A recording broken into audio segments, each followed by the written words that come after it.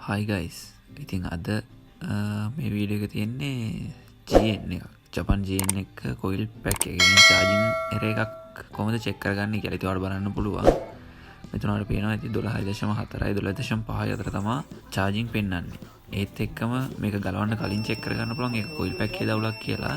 මේ coil pack එකේ ඉන්න වයර් 3යි වයර් 3න් එකක්වත් බොඩියට රත් වෙන්න බෑ. ඒතර ඔයාලට මේ වීඩියෝ එකේ පේනවා වයර් 3න් දෙකක්ම ඩිරෙක්ට්ම බොඩියට රත් වෙලා පෙන්නනවා. ඒ කියන්නේ අනිවාර්යෙන් ඉෂුව එක තියෙන කොයිල් පැක් එකේ. අපිට කොයිල් පැක් එක ගලවලත් එක චෙක් කරගන්න පුළුවන්. වයර් 3යි බොඩිය අතර කනෙක්ෂන් එකක් තියෙන්න බෑ මම කලින් කිව්වා වගේ.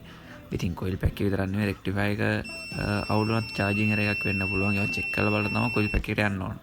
පිළිවෙලක් තියෙනවනේ.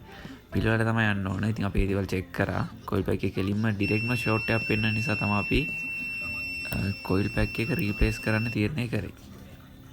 ඉතින් සාමාන්‍යයෙන් හොඳ කොයිල් එක වඩ මේකෙන් දැන් බලන්න පුළුවන් හොඳ කොයිල් පැක් එකේ අලුත් කොයිල් පැක් එකේ මේකේ කිසිම වයර් තුනෙන් කොයිල් එක අරගෙන වයර් තුනෙන් එක වයර් එකක්වත් බොඩියට රත් වෙලා නැහැ. ඒ කියන්නේ කොයිල් පැක් එක හොඳයි. ඒ වගේම බයික් එක බැටරිය charge කරන්න නම් අනිවාර්යෙන් වෝල්ට් 12.7ට වැඩි වෙන්න ඕන. ඒ වගේම 12.6ට වැඩි වෙන්න ඕන. ඒ වගේම 14.7ට අඩු වෙන්න ඕන. මොකද 14.7ට වැඩි වුණොත් ඕවර්චාර්ජ් යන්න පුළුවන්.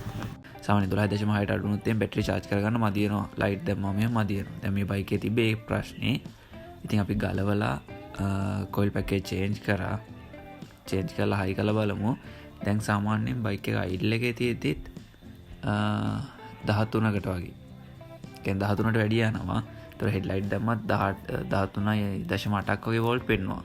උඩරිම රේස් කරත් අපි 14ක් වගේ තමයි ගියේ. ඒතකොට රෙක්ටිෆයර් එකත් හොඳයි. සාමාන්‍යයෙන් බයික් එකක් අර මම කලින් කිව්වා වගේ අනිවාර්යෙන් 12.6යි 14.7යි අතර තියෙනවා නම් හොඳට charge වෙනවා. ඉතින් මේක බැටරි මොඩල් එකක් නිසා අනිවාර්යෙන් බැටරිය සහ charging අනිවාර්යෙන් තියෙන්න ඕන. ඒ වගේත් මෙයාගේ බයික් එකක් තියෙනවා නම් charging සහ මෙයාගේ ඉෂුව එකක් තියෙනවා නම් check කරලා බලන්න කොයිල් පැක් එක වෙන්න පුළුවන්. එහෙම නැත්නම් රෙක්ටිෆයර් එක වෙන්න පුළුවන්. සමහර විට වයර් ඔක්සයිඩ් වෙලා වෙන්න පුළුවන්.